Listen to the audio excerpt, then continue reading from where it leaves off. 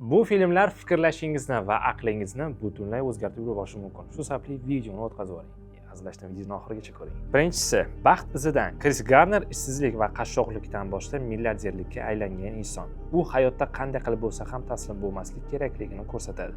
Agarda siz hayotda qiyinchiliklarga tushib qolgan bo'lsangiz, qilayotgan bo'lsangiz, albatta bu kinoni ko'rishni tavsiya qilaman. Ushbu kino sizga ozgina bo'lsa ham motivatsiya va umid beradi. Juda ajoyib kino.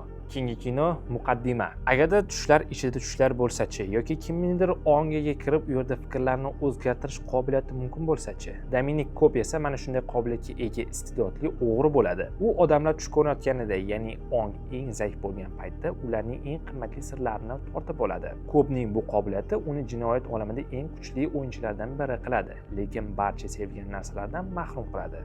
Bu kino albatta haqiqat, illyuziya va tushlar haqida shubhalanishingizga ozgina ta'sir qilishi mumkin, lekin ko'rishga arziydigan film. Agarda fikrlashingizni o'zgartirmoqchi bo'lsangiz, videoni saqlab qo'ying va bizning sahifamizga obuna bo'ling.